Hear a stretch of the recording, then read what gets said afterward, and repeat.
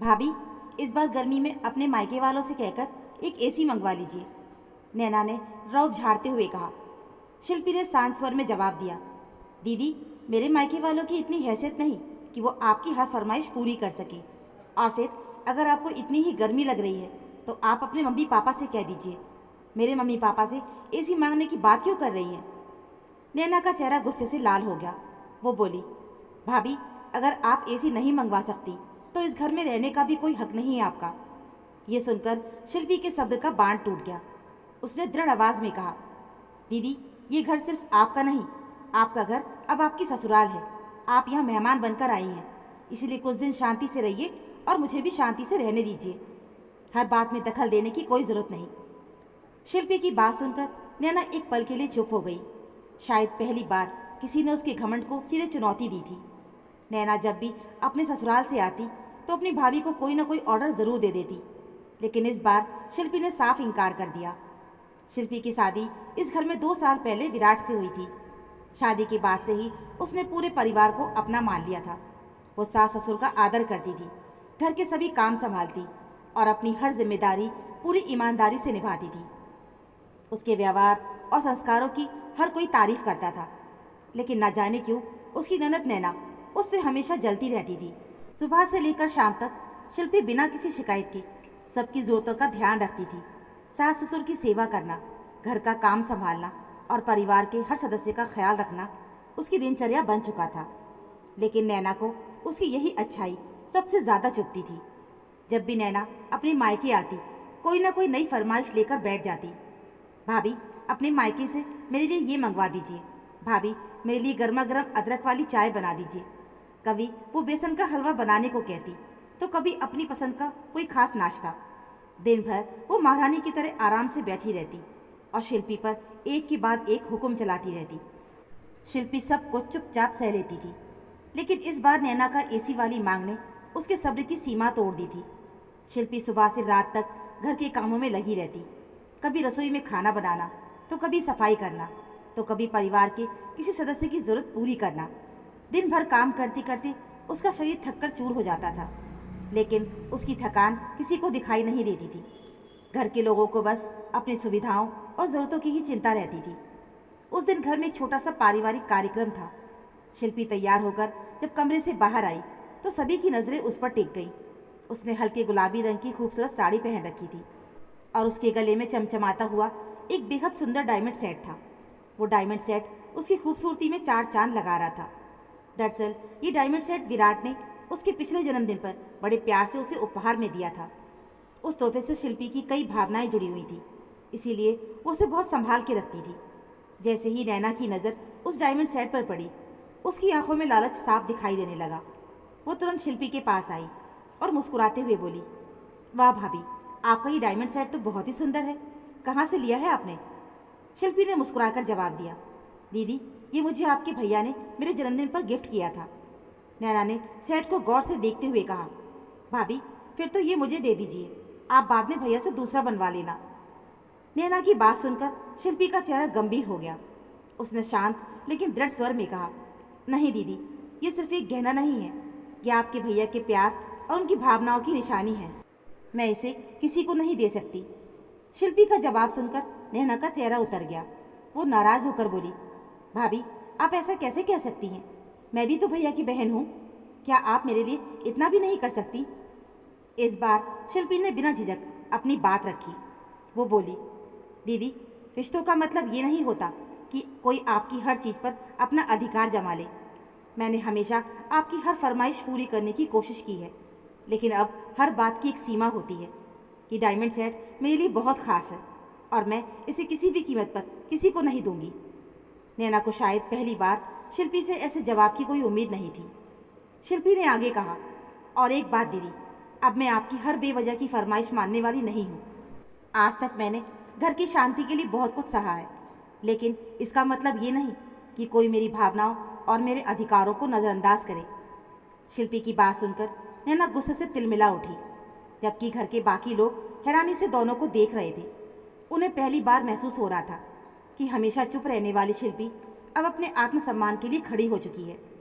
शिल्पी ने दृढ़ आवाज में कहा, दीदी, आज तक मैंने कभी किसी बात के लिए आपको मना नहीं किया, लेकिन अब बहुत हो चुका। मेरी जो भी चीज़ आपको पसंद आती है, आप उसे अपना अधिकार समझकर मांगने लगती हैं। कई बार तो मेरी पसंदीदा चीज़ें भी आप अपने साथ ले गई, लेकिन अब ये सब नहीं चलेगा। हर चीज़ की एक सीमा होती है और अब मैं अपने आत्मसम्मान से कोई समझौता नहीं करूँगी। शिल्पी की बात सुनकर नैना गुस्से से तिलमिला उठी, लेकिन उस समय उसने कुछ नहीं कहा।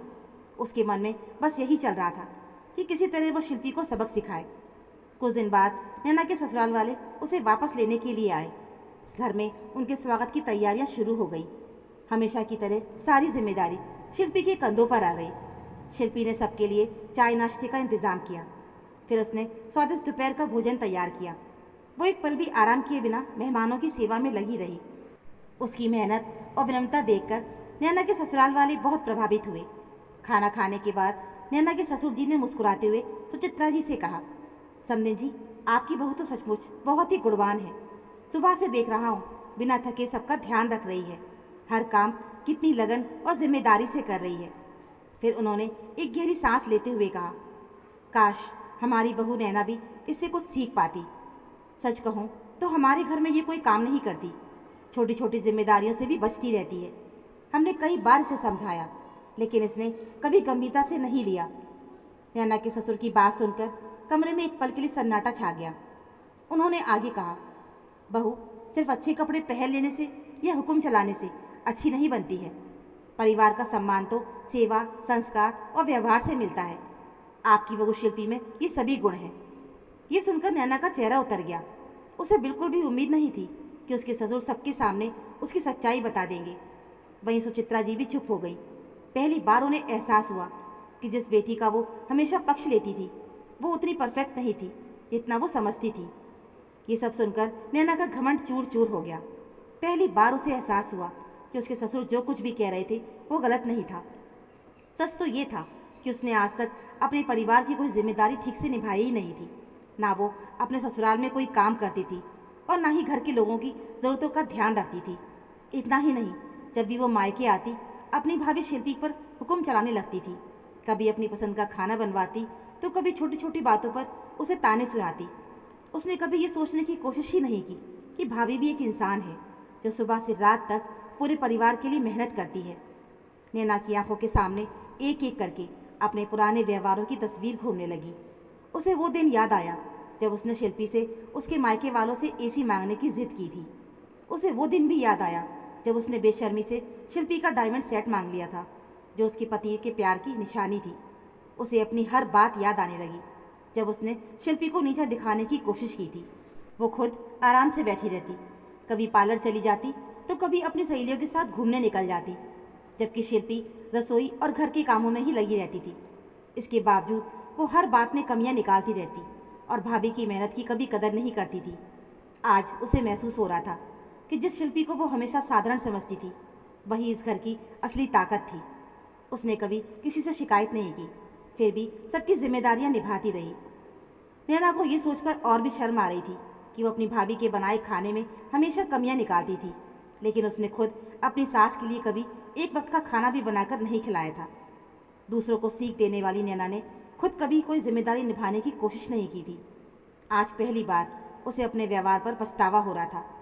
उसकी आंखों से आंसू बहने लगे। उसे समझ आ रहा था कि सम्मान मांगने से नहीं, बल्कि अपने कर्मों और अच्छे व्यवहार से कमाया जाता है। ये सोचकर नैना की आंखों में आंसू भर आए। आज उसे अपनी हर गलती साफ साफ दिखाई दे रही थी। वो मन ही मन सोचने लगी कि मैं कैसी बेटी हूँ और कैसी बहू हूँ। मैंने कभी अपनी जिम्मेदारियों को समझने की कोशिश ही नहीं की। अगर मैं भी भाभी की तरह अपने परिवार का ख्याल रखती तो शायद आज मुझे भी ये दिन देखना नहीं पड़ता। उसे अपनी भाभी के साथ किया गया हर गलत व्यवहार याद आने लगा। उसे एहसास हो रहा था कि उसने शिल्पी को नीचा दिखाने की कोशिश की है, जबकि शिल्पी ने हर बार बड़े दिल से उसकी गलतियों को नज़रअंदाज किया। उधर सुचित्रा जी को भी अपनी समधिन की बातें सुनकर बहुत पछतावा हो रहा था। उन्हें महसूस हुआ कि गलती सिर्फ नैना की ही नहीं, उनकी भी थी। उन्होंने हमेशा अपनी बेटी का ही पक्ष लिया और अपनी बहू की भावनाओं को कभी समझने की कोशिश ही नहीं की। सुचित्रा जी की आंखें नम हो गईं। वो शिल्पी के पास आई और उसका हाथ पकड़कर बोली, बहू मुझे माफ़ कर दो, मैंने कभी तुम्हें समझने की कोशिश ही नहीं की। मैं हमेशा अपनी बेटी का ही पक्ष लेती रही और उसकी गलतियों पर पर्दा डालती रही। कई बार उसकी बातों में आकर मैंने तुम्हें खरी खोटी भी सुनाई, लेकिन तुमने कभी अपनी जिम्मेदारियों से मुंह नहीं मोड़ा। तुमने इस घर को संभाला, सबका ख्याल रखा और हर रिश्ते को दिल से निभाया। उन्होंने भर्राई हुई आवाज़ में आगे कहा, आज मुझे समझ आया है कि अच्छे संस्कार क्या होते हैं। जो सीख मुझे अपनी बेटी को देनी चाहिए थी वो तुमने अपने व्यवहार से हमें सिखा दी। शिल्पी ने तुरंत सुचित्रा जी का हाथ थाम लिया और मुस्कुराते हुए बोली, माँ जी, माफ़ी मांगने की कोई ज़रूरत नहीं है। परिवार में छोटी मोटी गलतियाँ हो जाती हैं। मुझे बस इतनी खुशी है कि आज ननद जी को अपनी जिम्मेदारियों का एहसास हो गया है। फिर उसने नैना की ओर देख कर कहा, दीदी, एक अच्छी बहू और अच्छी बेटी वही होती है जो अपने परिवार की खुशियों और जिम्मेदारियों को समझे। और मुझे पूरा विश्वास है कि आप भी अपने ससुराल में सबका दिल जीत ही लेंगी और अपने पति व सास ससुर की अच्छी तरह देखभाल करेंगी। शिल्पी की बातें सुनकर नैना फूट फूट के रो पड़ी। उसने अपनी भाभी को गले से लगा लिया और अपनी गलतियों के लिए माफ़ी मांग ली। उस दिन के बाद उसने न सिर्फ अपने व्यवहार को बदला बल्कि अपने ससुराल की जिम्मेदारियों को भी दिल से निभाना शुरू कर दिया था। उस दिन के बाद नैना में बहुत बदलाव आ गया था। जहाँ पहले वो हर समय फरमाइशें करती थी और दूसरों पर हुक्म चलाती थी, वहीं अब मायके आने पर वो ऐसा कुछ भी नहीं करती थी, बल्कि वो खुद आगे बढ़कर अपनी भाभी शिल्पी के काम में उसका हाथ बटाती थी और उसका सम्मान करती थी। सुचित्रा जी ने भी अपनी सोच अब बदल ली थी। अब वो अपनी बहू शिल्पी और बेटी नैना में कोई भेदभाव नहीं करती थी। उन्हें समझ आ गया था कि रिश्तों को प्यार, सम्मान और सही व्यवहार से ही मजबूत बनाया जा सकता है। घर का माहौल पूरी तरह से अब बदल चुका था। जहाँ पहले दिन की शुरुआत तानों और शिकायतों से होती थी, वहीं अब घर में हंसी, प्यार और अपनापन दिखाई देता था। परिवार के सभी सदस्य मिलजुल कर रहने लगे थे। दोस्तों, कहते हैं घमंड इंसान को अंधा बना देता है, लेकिन समय पर मिली हुई सीख उसकी पूरी जिंदगी बदल सकती है। नैना को भी अपनी गलतियों का एहसास हो चुका था और उसने अब अपने व्यवहार को सुधार लिया था। यही उसकी ज़िंदगी की एक नई और खूबसूरत शुरुआत थी। सम्मान मांगने या हुक्म चलाने से नहीं मिलता, बल्कि अपने अच्छे कर्मों और संस्कारों से कमाया जाता है। साथ ही अपनों के प्रति सहनशील होना अच्छा है, लेकिन अपने आत्मसम्मान से समझौता न करना भी उतना ही ज़रूरी है। क्या शिल्पी की ननद की अनुचित मांगों को ठुकराना और अपने आत्मसम्मान के लिए आवाज़ उठाना सही कदम था? क्या माता पिता द्वारा बेटियों को लाड़ प्यार देने के चक्कर में उनकी गलतियों पर पर्दा डालना सही है? अपनी राय कमेंट करके ज़रूर बताएं। दोस्तों, अगर कहानी दिल को छू गई हो तो प्लीज़ लाइक, शेयर और सब्सक्राइब ज़रूर कीजिएगा। तो मिलते हैं फिर एक और ऐसी नई कहानी के साथ। तब तक के लिए धन्यवाद।